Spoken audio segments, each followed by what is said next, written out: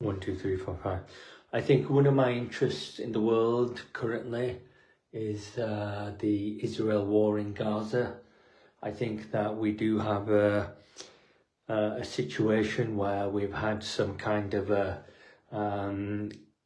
Israel conflict in the region of the Middle East. So we've had the Israel war in Gaza. I think it's cost a lot of lives in Gaza. It's kind of obliterated the West Bank as well. So despite the permanent presence of the West Bank has disappeared, and Gaza seems to have disappeared as well. I think that was heavily constructed, so I think that's disappeared. Hamas is a terrorist organization funded by Israel. It's an Israeli terrorist organization. Hezbollah is an Israeli terrorist organization as well. So I think these two organizations are kind of provoking the war in Israel. But I think this conflict has been going on for something like 9 months now. It seems to be a long duration. It's almost a year. It's another Middle East conflict for about a year, and it's kind of preoccupied with Israel and the Jewish people. So I think that the problem we had is that Israel moved its capital from Tel Aviv to Jerusalem, which could be illegal under international law. So I think they moved their capital. I don't think a country's moved their capital like that before, but for some reason Israel moved its capital from Tel Aviv to Jerusalem, and that's created a lot of Middle East tension, because Jerusalem is a very sensitive, it's a very holy site. It's holy for three religions: Judaism, Christianity and Islam. So it's very sensitive and very holy. And for a modern Jewish state that doesn't have much history, to move its capital from Tel Aviv to Jerusalem, that is Jerusalem, which is very important in the world and very important for the Middle East, is kind of provoking some kind of aggression and kind of arrogance in the world or ignorance in the world. So I think that Israel has kind of provoked some kind of Middle Eastern tension by moving its capital to Jerusalem.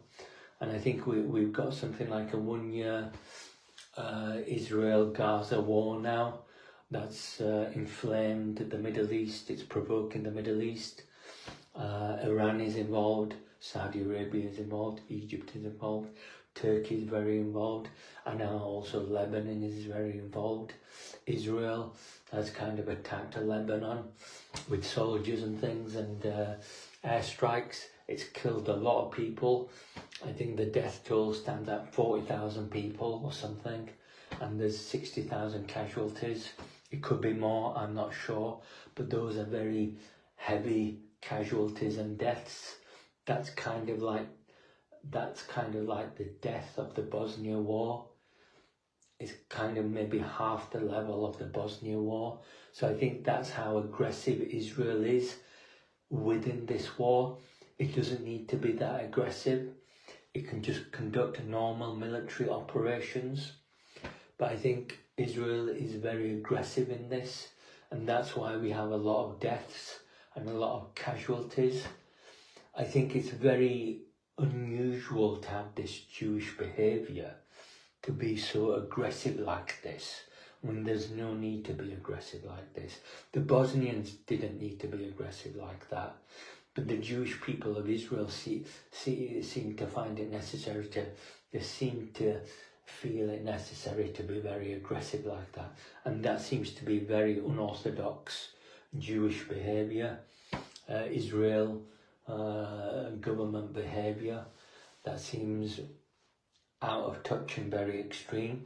I think there could be international diplomacy to perhaps look at what the concerns are of Israel and its Jewish people, to perhaps tap it on the back and just say, look, what's the problem here, please, can we do something about it?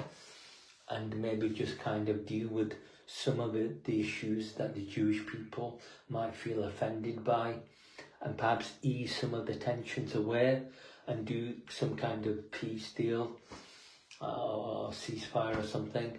But I think that Israel does feel offended by something, and it could be, I think, some kind of international diplomacy could help to ease the situation and perhaps reduce the military conflicts. But I think that the heavy presence of Israel, of the Israel military in Lebanon, is very significant, because I don't think Lebanon has been attacked by Israel like that before. And I think for Israel to conduct all of those airstrikes and to have boots on the ground as well is very significant.